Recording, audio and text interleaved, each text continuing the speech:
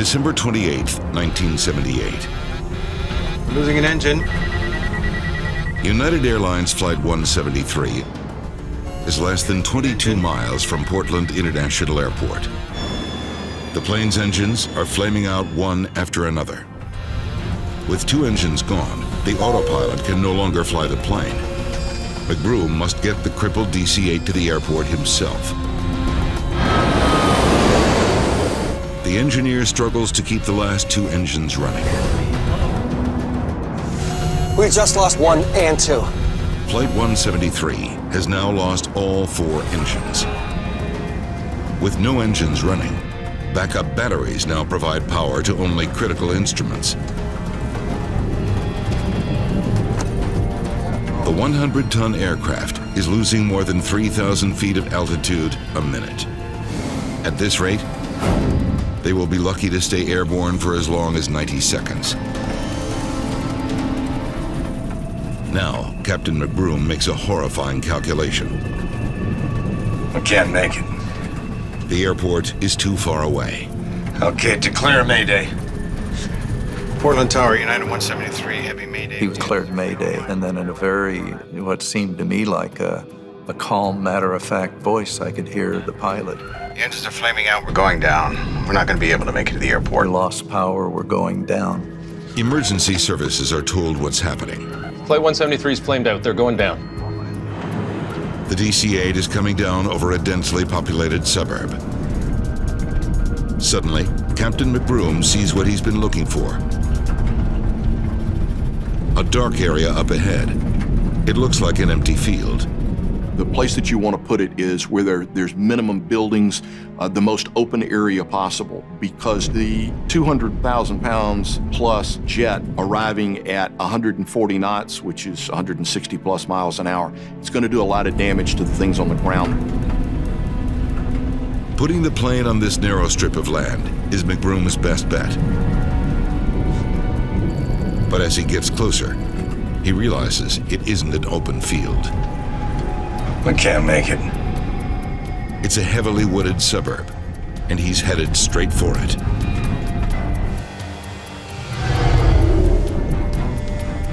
If they're woods and that's all you have, then you're going to have to deal with it. The tops of trees are pretty soft.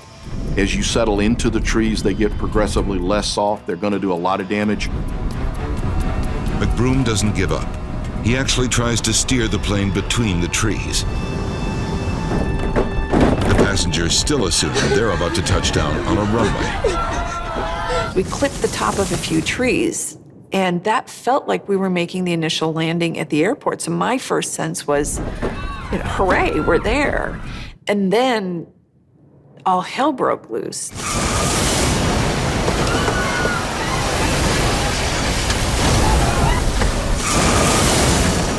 I saw the bright flash out there and knew he had gone down.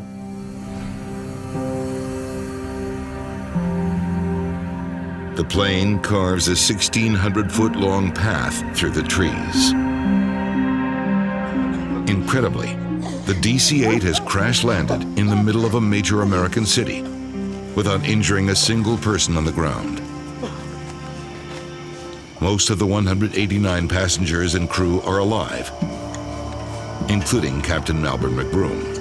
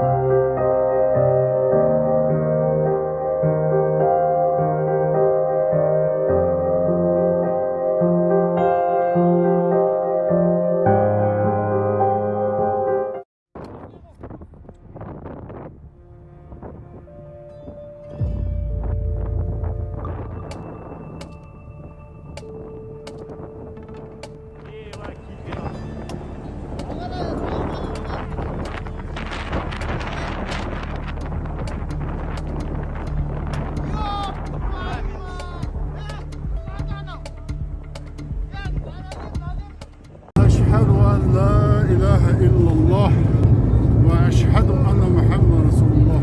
Hamı sakit olsun. Allahu Ekber, Allahu Ekber.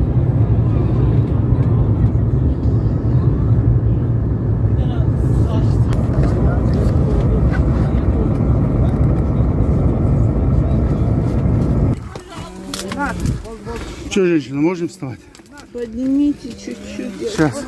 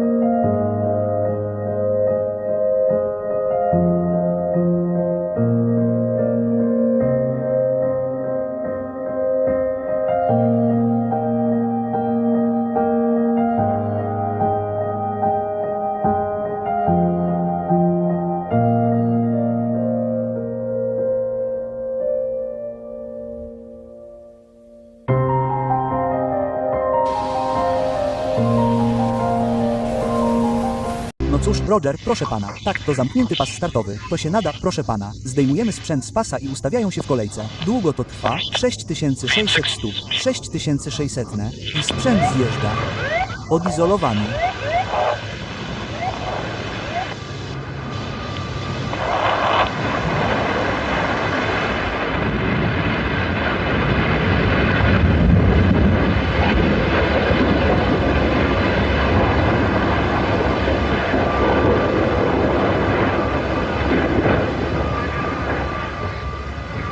Pali się, chłopaki, górny płomień.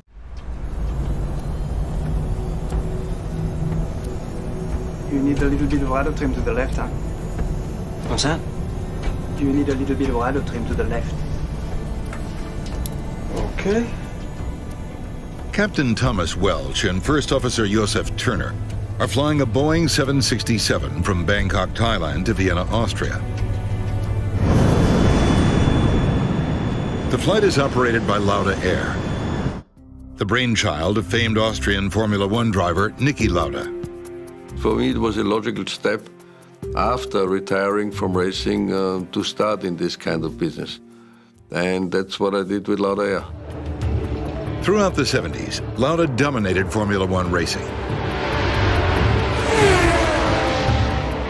Niki was the best driver in his days. Niki Lauda's Ferrari still in the lead. I think Niki is the best-known Austrian since Mozart. And that's how they finish. Niki Lauda takes the flag.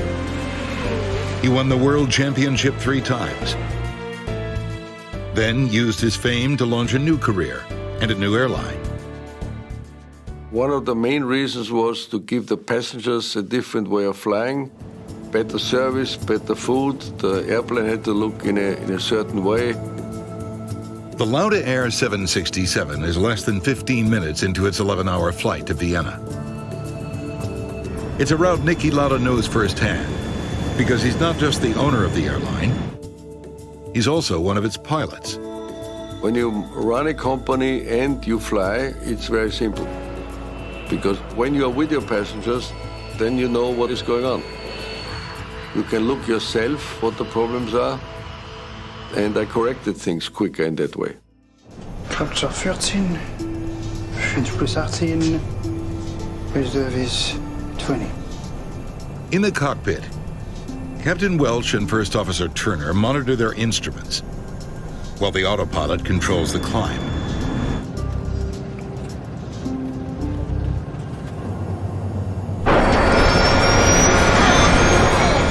Suddenly, the plane begins dropping from the sky.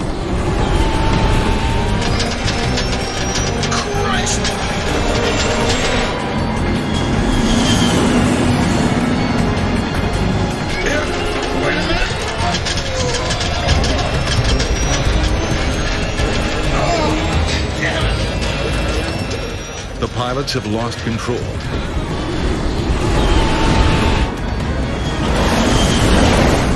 Lauda Flight 4 is plummeting to Earth.